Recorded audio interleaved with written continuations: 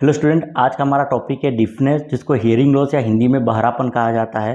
तो ये एक्चुअली होता क्या है, नाम से हियरिंग लॉस मतलब सुनाई देना बंद होना। तो इसकी जो डेफिनेशन जो होगी वो इस प्रकार से होगी, partially or complete loss of hearing from one or both ear is called hearing loss. मतलब एक या दोनों कानों से आंशिक रूप से या पूर्ण रूप से सुनाई देना बंद होना, उसी को हियरिंग लॉस कहा जाता है। नॉर्मल हियरिंग का जो थ्रेशोल्ड होता है वो होता है 25 dB होता है। उतना या उससे ज़्यादा साउंड जो होता है उसको हम सुन लेते हैं आसानी से। किसी कारण से यदि 25 dB या उससे ज़्यादा साउंड जो होता है वो सुनाई नहीं देता है या सुनने में असमर्थ होता है, तो उसी कंडीशन को डिफनेस या हियरिंग लॉस कहा जाता है। नॉर्मल हियरिंग की फिजियोलॉजी अगर देखते हैं तो नॉर्मल क्या होता है कि ईयर पिन्ना जो होता है वो साउंड की जो वेव होती है उसको रिसीव करता है, और रिसीव करके फिर वो क्या करता है कि ऑडिटरी कैनाल के द्वारा वो ईयर ड्रम को भेजता है। वहाँ पर ये साउंड वेव जो होती है वो ईयर ड्रम से टकराती है, जिसके कारण से वहाँ वाइब्रेशन उत्पन्न होता है, और यही वाइब्रेशन जो है वो मिडिल ईयर की जो ऑसिकल होती है उसके द्वारा वो इनर ईयर तक पहुँचता है। फिर इसी वाइब्रेशन के कारण से इनर ईयर के अंदर जो फ्लूइड होता है एंडोलिम्फ, उसके अंदर मूवमेंट होता है, और इस मूवमेंट के कारण से उसके अंदर जो ऑर्गन ऑफ कॉर्टी के जो हेयर सेल होते हैं उसका स्टिमुलेशन होता है। वो फिर क्या करते हैं कि इस स्टिमुलेशन के कारण से इसको उस इम्पल्स में बदल देते हैं, और यही इम्पल्स जो होती है वो ऑडिटरी नर्व के द्वारा ब्रेन तक पहुंचती है और हमें सुनाई देता है। किसी कारण से यदि ये साउंड वेव जो है वो इनर ईयर तक नहीं पहुंच पाते हैं, या फिर इम्पल्स में नहीं बदल पाते हैं, या उसका परसेप्शन नहीं होता है, तो उसके कारण से सुनने की क्षमता जो होती है या सुनाई देना वो बंद हो जाता है, और उसी कंडीशन को डिफनेस या हियरिंग लॉस कहा जाता है। टाइप अगर देखते हैं कि ये कितने प्रकार का होता है, तो हियरिंग लॉस जो होता है वो मुख्य रूप से 3 प्रकार का होता है। एक तो होता है कंडक्टिव हियरिंग लॉस, नाम से कंडक्टिव मतलब कंडक्शन में प्रॉब्लम आ रही है। तो यहाँ पर क्या होता है कि साउंड की वेव जो होता है वो इनर ईयर तक नहीं पहुँच पाते, और उसके कारण से सुनाई नहीं देता है। दूसरा होता है sensory neural hearing loss.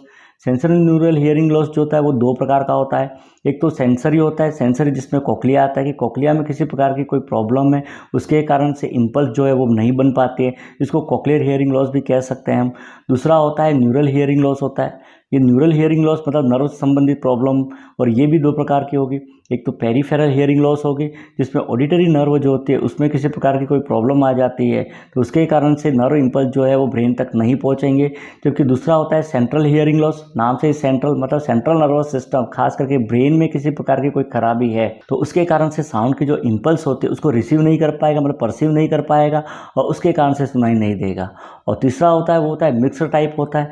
Mixer type जो होता है उसमें दोनों प्रकार की होती है, कंडक्शन भी प्रॉब्लम होती है और सेंसरी न्यूरल भी प्रॉब्लम होती है, तो वो मिक्स टाइप की हो जाएगी। ये तो इसके टाइप हो जाएंगे। अब बात करते हैं हम इसके कॉज या किन कारणों से ये होता है। तो डिफनेस होने के जो कारण होते हैं उसको यदि हम टाइप के आधार पर अगर देखते हैं, तो सबसे पहला कंडक्टिव हियरिंग लॉस होता है। कंडक्टिव हियरिंग लॉस के अंदर क्या होता है कि आवाज़ की जो तरंगें होती है वो ठीक तरह से इनर ईयर तक नहीं पहुंच पाती है, और उसके कारण से सुनाई नहीं देता है। कंडक्टिव हियरिंग लॉस के यदि कारण देखते हैं तो एक्सटर्नल ईयर के अंदर देखते हैं, तो उसमें किसी प्रकार का कोई ऑब्स्ट्रक्शन या अवरोध आ जाता है।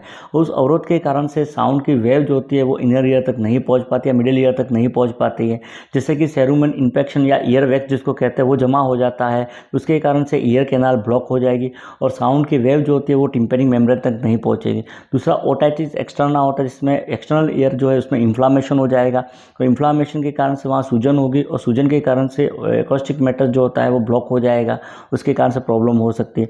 इसके अलावा foreign body in external ear, मतलब एक्सटर्नल ईयर के अंदर कोई बाहरी चीज़ जो है वो चली जाती है, वो भी क्या कर देगी, ईयर कैनाल जो उसको ब्लॉक कर देगी, उसके कारण से साउंड वेव जो होते हैं वो मिडिल ईयर तक नहीं पहुंच पाएंगे। एक टिम्पेनिक मेम्ब्रेन जो है उसमें रप्चर हो जाता है या उसमें परफोरेशन हो जाता है। टिम्पेनिक मेम्ब्रेन में रप्चर या प्रेशर जो है वो होने का कारण या तो हैंड स्लैप जो है हो सकती है कि हाथों से किसी को झपट मारते इससे कारण प्रेशर इंक्रीज हो, उससे हो सकता है, या स्पोर्ट्स इंजरी मतलब खेलते समय इंजरी हो जाए, या ईयर जो इसको क्लीनिंग करते समय इंजरी हो जाए, या फिर शार्प इंस्ट्रूमेंट जो है उसके कारण से इंजरी हो जाती है। तो किसी कारण से टिम्पेनिक मेम्ब्रेन जो होती है वो रप्चर हो जाती है, और रप्चर होने के कारण से क्या होगा कि वाइब्रेशन जो है वो नहीं बन पाएंगे, और उसके कारण से हियरिंग लॉस जो है वो हो सकता है। एक टिम्पेनोस्क्लेरोसिस की कंडीशन होती है जिसमें टिम्पेनिक मेम्ब्रेन जो है वो हार्ड हो जाती है, और हार्ड होने के कारण से भी उसमें साउंड वेव टकराने के बाद वाइब्रेशन उत्पन्न नहीं होंगे और सुनाई नहीं देगा।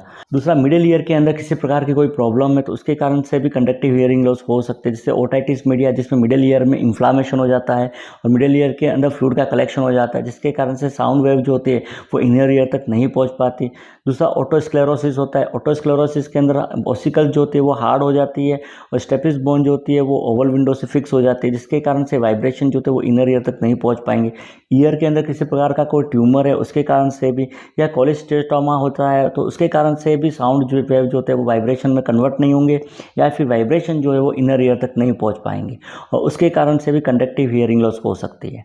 दूसरा जो कारण होता है वो होता है सेंसरी न्यूरल हियरिंग लॉस। और सेंसरी न्यूरल हियरिंग लॉस जो होता है वो इनर ईयर है या ऑडिटरी नर्व जो होते हैं, जो कि 8 क्रेनियल नर्व है उसके अंदर, या फिर ब्रेन जो है उसमें किसी प्रकार का कोई डिसफंक्शन या किसी प्रकार की कोई प्रॉब्लम है उसके कारण से होती है। वो एक तो कंजेनाइटल डिफॉर्मिटी हो सकती है कि जन्मजात किसी प्रकार की कोई डिफॉर्मिटी है, जैसे कोक्लिया जो है उसका विकास नहीं हो पाता है, या क्रोमोसोम जो है उसमें एब्नॉर्मिटी है या क्रोमोसोम सिंड्रोम हो रहा है, तो उसके कारण से कोक्लिया पूरी तरह से विकसित नहीं हो पाएगा और उसके कारण से भी वहाँ पर इम्पल्स नहीं बनेगी और हियरिंग लॉस होगी। दूसरा ऑटोटॉक्सिक ड्रग होती है, मतलब कुछ ड्रग जो होती है वो ईयर के लिए पॉइजन का काम करती है। ये ड्रग जो होती है वो क्या करती है कि इनर ईयर जो इसको कोक्लिया को डैमेज कर सकती है या इसका जो एंडोलिम्फ जो होते हैं उसमें असंतुलन पैदा कर सकती है और उसके कारण से भी हियरिंग लॉस हो सकता है। कुछ ड्रग होती है जैसे एंटी मलेरियल ड्रग होती है, वो इम्यूनोग्लाइकोसाइड जो कि एंटीबायोटिक होती है, जैसे एजेंटामाइसिन है, स्ट्रेप्टोमाइसिन है, अमिकासिन है, वो एक लूप डायरेटिक जैसे प्रूसेमाइड होती है, वो एंटी न्यूप्लास्टिक जो कैंसर के ट्रीटमेंट में काम में लेते हैं वो ड्रग। तीसरा होता है नॉइज़ इंजरी के कारण से बहुत ज़्यादा तेज आवाज़ है, वो तेज आवाज़ के कारण से ऑर्गन ऑफ कॉर्टी के जो हेयर सेल होते हैं वो डैमेज हो जाए। चौथा होता है एज होता है। एज के कारण से क्या होता है, डीजेनरेटिव प्रोसेस होगा और डीजेनरेटिव प्रोसेस के कारण से क्या होगा कि जो हेयर सेल जो है उसमें डीजेनरेशन होगा और डीजेनरेशन के कारण से भी इम्पल्स जो है वो नहीं बनेंगे। ज़्यादातर ये 50 वर्ष जो है उसके बाद की आयु के अंदर शुरू होता है, अधिकतर 60 से 70 वर्ष की आयु के अंदर 30%, जबकि 70 वर्ष से अधिक आयु में 40% तक डिफनेस की संभावना होती है, जो कि डीजेनरेशन के कारण से होती है। पांचवा होता है ट्यूमर के कारण या कैंसर के कारण से, जैसे मेनिंजियोमा है या फिर ऑर्केस्ट्रिक न्यूरोमा कंडीशन होती है। ये ट्यूमर जो होते हैं उसके कारण से भी क्या हो, इम्पल्स जो होती है वो नहीं बनेगी या नर्व इम्पल्स जो होती है वो ब्रेन तक नहीं पहुंच पाती है या ब्रेन के अंदर उसका परसेप्शन जो है वो नहीं हो पाता है और उसके कारण से हियरिंग लॉस होता है। 6 होता है ईयर इन्फेक्शन जो है वो होने के कारण, जैसे मम्प्स जो है उसके कारण से या मिजल्स जो है उसके कारण से भी ये कंडीशन उत्पन्न हो सकते हैं। एक कंजेनाइटल इन्फेक्शन हो रहा है, मतलब जन्मजात कोई इन्फेक्शन है, मदर को कोई इन्फेक्शन है वो बच्चे के अंदर आ रहा है, तो वो इन्फेक्शन भी ईयर जो है उसको डैमेज कर सकता है, जैसे टोक्सोप्लाज्मोसिस होता है, रूबेला है, साइटोमेगालोवायरस होता है, हर्पिस का इन्फेक्शन है, सिफिलिस है, तो इनके कारण से भी हेयरिंग लॉस हो सकती है। 7th होता है मेनियर्स डिसीज जो होती है वो। मेनियर्स डिसीज के अंदर क्या होता है कि एंडोलिम्फ जो होता है उसमें इम्बैलेंस हो जाता है या एम्बोलिम्फ जो होता है उसका एक्सेसिव प्रोडक्शन होता है और उसके कारण से भी हेयर सेल डैमेज हो सकती है, कोक्लिया डैमेज हो सकता है और हेयरिंग लॉस हो सकती है। एक ऑटोइम्यून डिसीज के कारण से भी क्या होगा कि ऑटोइम्यून डिसीज के कारण से कोक्लिया की हेयर सेल डैमेज हो सकती है और सेंसरी न्यूरल हियरिंग लॉस हो सकता है। एक लेबिरिनाइटिस कंडीशन होती है जिसमें इनर ईयर जो इसमें इन्फ्लामेशन हो जाता है और इन्फ्लामेशन के कारण से कोक्लिया और उसके जो हेयर सेल जो होते हैं वो डैमेज हो जाते हैं और उसके कारण से भी सेंसरी न्यूरल हियरिंग लॉस हो सकता है। एक टिम्पेनिक बोन फ्रैक्चर या एक्सीडेंट के कारण से टिम्पेनिक बोन जो इसमें फ्रैक्चर हो जाता है, वो फ्रैक्चर होने के कारण से कोक्लिया जो होता है वो डैमेज हो जाएगा और कोक्लिया डैमेज होने के कारण से भी इम्पल्स जो जनरेट नहीं होगी, हियरिंग लॉस हो सकता है। एक ब्रेन जो है उसकी कोई डिसीज कंडीशन है जैसे कि स्ट्रोक कंडीशन है या सेरिब्रोवास्कुलर एक्सीडेंट है या मल्टीपल स्क्लेरोसिस कंडीशन हो रही है, तो उसमें भी ये कंडीशन जो है उत्पन्न हो सकती है। इसके अलावा ब्रेन के अंदर किसी प्रकार का कोई इन्फेक्शन से मेनिंजाइटिस की कंडीशन है, तो वही मेनिंजाइटिस के कारण से ब्रेन जो है उसका जो पार्ट जहाँ पर रिसीव करता है इम्पल्स को वो डैमेज हो जाएगा और उसके कारण से वो इम्पल्स को रिसीव नहीं कर पाएगा और हियरिंग लॉस हो सकता है। एक एल्कोहलिक मदर जो है उनमें भी हियरिंग लॉस होने की संभावना हो सकती है। यदि कोई मदर जो है वो अल्कोहल ज़्यादा सेवन करती है तो उसके बच्चे के अंदर फैटल एल्कोहलिक सिंड्रोम हो सकता है और उसके कारण से भी कोक्लिया उसका प्रॉपर डेवलपमेंट नहीं होगा और हियरिंग लॉस हो सकता है। तो ये तो डिफनेस या हियरिंग लॉस जो उसके कॉज हो जाएंगे। अब बात करते हैं डिफनेस या हियरिंग लॉस जो है उसके साइन एंड सिम्टम या क्या क्लिनिकल फीचर जो है वो दिखाई देते हैं। हियरिंग लॉस होता है मतलब आवाज़ जो है वो सुनने में असमर्थ होता है, वो भी खास करके जब ग्रुप में है तो उस समय उसको आवाज़ जो है वो सुनाई नहीं देती है। दूसरा टिनी टच की समस्या हो सकती है, कानों के अंदर घंटियाँ बजना या घंटी बजने जैसी आवाज़ है उसको सुनाई दे सकती है। अगला, टेलीविज़न या रेडियो अगर सुन रहा है तो उसको आवाज़ तेज़ करने की आवश्यकता पड़ती है, मतलब कम आवाज़ के अंदर सुनाई नहीं देता, उससे भी अपन अनुमान लगा सकते हैं कि पर्सन जो उसको हियरिंग लॉस हो सकता है। एक फेलियर टू रिस्पॉन्ड, मतलब आवाज़ देते हैं या आवाज़ देने पर वो रिस्पॉन्ड नहीं कर रहा है, या बात जब करते हैं तो उस पर फेशियल एक्सप्रेशन अलग टाइप के आ रहा है या कोई एक्सप्रेशन नहीं आ रहा है, इसका मतलब उसको हियरिंग जो है या सुनाई नहीं दे रहा है। एक स्पीच जो होती है वो लाउड हो जाएगी, मतलब व्यक्ति जो होता है वो तेज़ी से बोलता है, क्योंकि जब वो बोलता है तो उसको सुनाई नहीं देता है, तो उसको लग रहा है कि मैं जो बोल रहा हूँ वो कम बोल रहा हूँ, उसके कारण से वो तेज़ी से बोलता है। अगला, कन्वर्सेशन के अंदर उसका क्लैरिफिकेशन नहीं होगा, मतलब अपनी बात जो है वो ढंग से नहीं कह पाता है, या सामने वाला जो भी कुछ कह रहा है वो सुन नहीं पाएगा, तो उसके कारण से उसका जो कम्युनिकेशन जो होगा वो प्रॉपर नहीं हो पाएगा। एक सोशल विड्रॉल की समस्या हो सकती है कि वो किसी से बातचीत जो है वो बंद हो सकती है, लोग उससे बात करना बंद कर सकते हैं, क्योंकि वो सुनने की क्षमता उसकी प्रभावित हो रही है उसके कारण से। तो ये तो उसके साइन एंड सिम्टम जो है वो हो जाएंगे। नेक्स्ट आता है इसका डायग्नोस्टिक इवैल्यूएशन। तो इसमें जो टेस्ट किए जाते हैं उसमें एक तो हिस्ट्री जो है वो ली जाती है, पेशेंट की प्रेजेंट में क्या कंप्लेंट आ रही है, इसके अलावा पास्ट मेडिकल हिस्ट्री जो है वो भी ली जाती है, इसकी लो बर्थ वेट जो है या कंजेनिटल कोई माल फॉर्मेशन है उसकी भी जानकारी ली जाती है, इसके अलावा फैमिली हिस्ट्री जो है वो भी इसमें ली जाती है। दूसरा, फिजिकल एग्जामिनेशन किया जाता है। फिजिकल एग्जामिनेशन के अंदर रायनी टेस्ट और वेबर टेस्ट जो है वो किए जाते हैं। रायनी टेस्ट और वेबर टेस्ट के द्वारा कंडक्टिव हियरिंग लॉस जो है उसका पता लगाया जाता है। दोनों टेस्ट के बारे में डिटेल में अलग वीडियो के अंदर डिस्कस करेंगे। तीसरा, ऑडियोमेट्री जो है वो की जाती है। ऑडियोमेट्री के द्वारा हियरिंग लॉस कितना हो रहा है या सुनने की क्षमता जो है उसका आकलन किया जाता है। एक टिम्पेनोग्राम किया जाता है। टिम्पेनोग्राम के द्वारा भी सुनने की क्षमता जो है उसका आकलन किया जाता है। इसके अलावा एक्सरे जो है वो लिया जाता है, ताकि मेस्टॉइड बोन या ओसिकल के अंदर या टेम्पोरल बोन में कोई प्रॉब्लम, ट्यूमर का पता लगाने के लिए। एक ब्लड टेस्ट किए जाते हैं। ब्लड टेस्ट में सीरोलॉजिकल टेस्ट किए जाते हैं।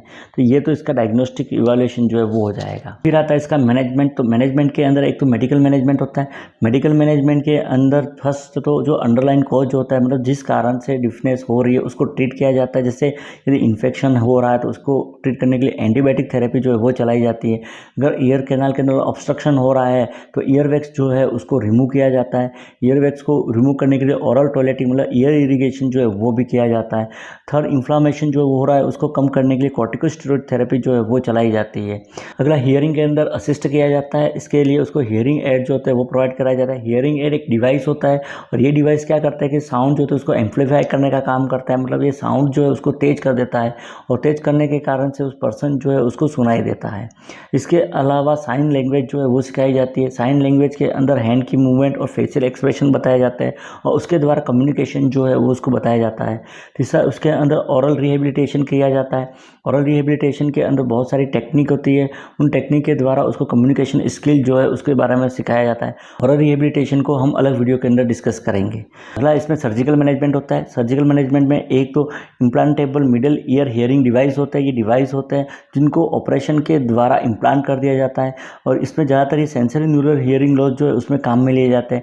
ये क्या करते हैं कि साउंड वेव जो होते हैं उसको इलेक्ट्रिक सिग्नल में बदलते हैं, और इलेक्ट्रिक सिग्नल में बदलने के बाद वो ऑडिटरी नर्व को भेजते हैं, वहाँ से ब्रेन में जाता है और हमें सुनाई देता है। दूसरा होता है कॉक्लियर इम्प्लांट होते हैं। कॉक्लियर इम्प्लांट जो होते हैं वो भी सर्जरी या ऑपरेशन के द्वारा इम्प्लांट किए जाते हैं। ये भी एक प्रकार का इलेक्ट्रिक डिवाइस होता है, जो कि क्या करता है, साउंड जो है उसको रिसीव करता है, और रिसीव करने के बाद उसको इलेक्ट्रिक सिग्नल के अंदर कन्वर्ट कर देता है। यही इलेक्ट्रिक सिग्नल जो होते हैं वो कोक्लिया जो होता है उसके अंदर जो इलेक्ट्रोड होता है वो उसको रिसीव करता है, और रिसीव करने के बाद फिर उसको क्या करता है, ब्रेन तक पहुंचाने का काम करता है। तो ये कॉक्लियर इम्प्लांट होते हैं। इसके अलावा अंडरलाइन कॉज के आधार पर सर्जरी की जाती है, जिसमें एक तो मारिंगोटोमी की जाती है, जिसमें टिम्पेनिक मेम्ब्रेन जो है वहाँ पर इंसिजन लगा के मिडिल ईयर में जो फ्लूइड कलेक्ट हुआ है उसको रिमूव कर दिया जाता है, ताकि वहाँ पर सुनाई दे। दूसरा, टिम्पेनोटोमी की जाती है। टिम्पेनोटोमी के अंदर टिम्पेनिक मेम्ब्रेन जो उसमें छेद कर दिया जाता है, और छेद के माध्यम से मिडिल ईयर में जो भी फ्लूइड का कलेक्शन हुआ है उसको रिमूव कर दिया जाता है, ताकि कंडक्शन हियरिंग लॉस जो है वो ठीक हो सके। एक स्टेपेडेक्टोमी की जाती है। स्टेपेडेक्टोमी जो है उसके द्वारा कंडक्टिव हियरिंग लॉस जो है उसको करेक्ट किया जाता है। इसमें ओसिकल जो होती है बोन के उसको रिपेयर किया जाता है। अगला, टिम्पेनोप्लास्टी की जाती है। यदि टिम्पेनिक मेम्ब्रेन में रप्चर है या परफोरेशन हो गया है तो सर्जरी के माध्यम से इसको रिपेयर किया जाता है, ताकि वहाँ पर साउंड की वाइब्रेशन उत्पन्न हो और इनर ईयर तक पहुँचे। तो ये तो इसका सर्जिकल मैनेजमेंट जो है वो हो जाएगा। नर्सिंग मैनेजमेंट के लिए आप ओटाइटिस मीडिया जो है उसमें दिया गया वो देख सकते हैं। नर्सिंग रिलेटेड और टॉपिक देखने के लिए चैनल को सब्सक्राइब कीजिए। Thank you.